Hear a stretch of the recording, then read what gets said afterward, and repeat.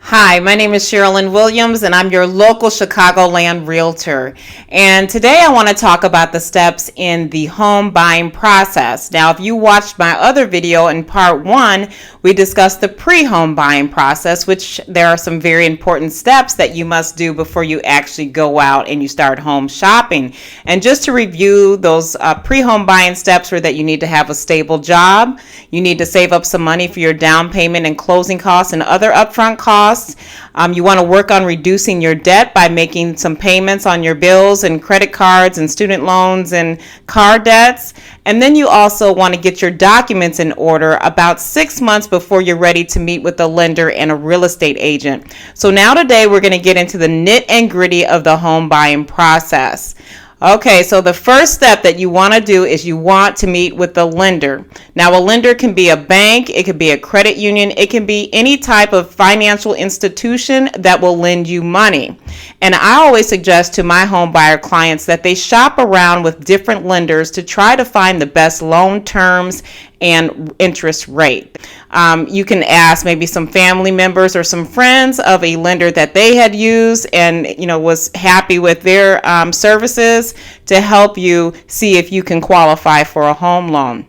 Now, when you meet with the lender, they're going to ask for all the documents that we had mentioned, like your W-2s, your tax returns, your pay stubs, and they're going to be checking your debt to income ratio as well as running a credit check. So I know I said it's good to shop around for a couple of lenders. And I know some of you are asking, well, if I do that and I shop around, every time they run a credit check, wouldn't that make my credit score drop?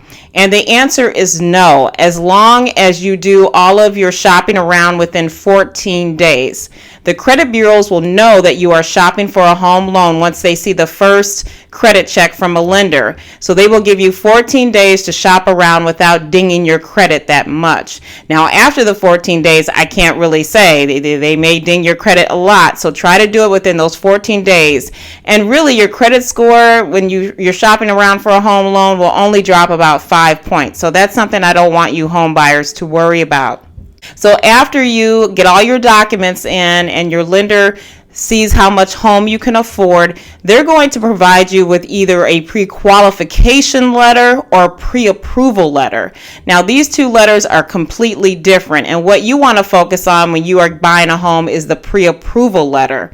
The pre-qualification letter is just a letter stating that you possibly may qualify for a home loan. It does not say that that particular bank or institution will definitely finance that home loan for you. But with the pre-approval, that bank or lender is stating that we will approve this loan and we will finance the deal. So you definitely want to get a pre-approval letter from the lender. Once you get that pre-approval from the lender, then you can start investigating and shopping around for a realtor. Now, it's very important that you are wise and very careful when you choose a realtor. And I would suggest that you speak maybe to some other family and friends, just like you did for a lender, to help you find a realtor that will work in your best interest. You want a realtor that is going to be reliable, that you can trust, and that you know that you can have a special connection with, because that realtor is going to be very important in you finding your new home. Now, when you find a realtor, that realtor, if they're a good realtor, will want to meet with you and they'll want to do a buyer's consultation. At this consultation, the realtor will sit down and speak to you about the expectations from what you should expect from them, and then you're going to tell them what you are looking for in a home, and you all will come to a meeting of the minds to see how you can work together. So the realtor will ask you, what areas or cities do you want to live in? How many bedrooms would you like to have in your home? Would you like a single family home, a condo, or a townhome? So this buyer's consultation is very important. And at the buyer's consultation, your realtor will probably present you with a broker agency agreement form to sign, stating that you are going to be working with this realtor. Okay, once you meet with the realtor, you're going to give them your pre-approval letter, that what you can afford. And usually it's going to be in a range. Your lender is going to give you a range, let's say between $150,000 to $300,000, let's say. So that is your full range of what home you can afford. So you can look at homes in that range. Now, I always tell my clients to always stay like in the middle or on the lower end of their range. They don't have to go up to the maximum price, because you want to be sure that you can afford your mortgage payment and you don't want to be house poor. So it's always good to stay in the mid-range or the lower range. So you're going to give this letter to your realtor, or the lender may have provided the letter to your realtor already. So then your realtor is going to do a search on the multiple listing service, or the MLS, for homes that you meet your criteria and specifications. So now you are out, you're with your realtor, you're shopping for homes, and you've been looking for maybe, like, let's say 2 months or maybe just a couple of weeks, a couple of days. You found your dream home and you're ready to make an offer. So now you're going to submit an offer by telling your realtor you're ready to submit an offer, and your realtor is going to write up a contract and have you sign it, and then the realtor is going to send it over to the seller and the listing agent. The seller and the listing agent will review your offer, and if your offer is good and it stands out, your offer will be accepted, and now you are all finished, but not quite yet. If you like the information that I provide in this channel, please don't forget to hit the like button and subscribe to my channel. So now is the crucial part in the home buying process. This is the time where you really need to do your due diligence and do everything in a timely manner. And that's what your real estate agent is there for you, to help you keep things in order and to meet your deadlines. So the first thing that you will have to do after a contract is executed on both sides of the parties, you will need to have earnest money. And usually in most states, it's between 2 and 3 days you have to have your earnest money turned in. Now you might be asking, well, what is earnest money?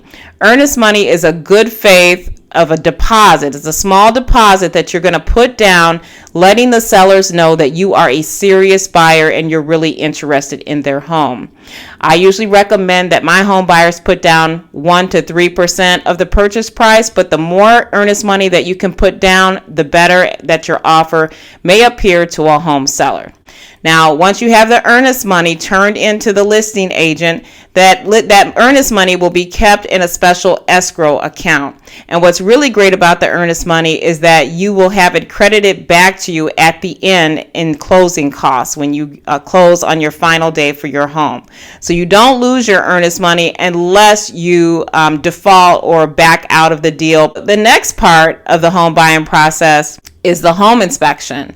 Your realtor is going to recommend probably several inspectors, or you can choose your own home inspector. And a home inspection is very important. And I don't care how brand new a home is, if it's new construction, if the sellers just recently remodeled the home and it just looks like there's nothing wrong with it, you always want to have a home inspection to protect yourself. A home inspection typically costs between $400 to $500. So that is one of the upfront costs that you will have up front, as well as the earnest money. You'll have to have that up front. Most all other types of costs and payments will be at the actual closing on closing day. Now, the final steps of the home buying process will be the underwriting, the appraisal, and then the closing. And we'll talk about that in my next video in part 3 of the home buying process. Thank you for watching.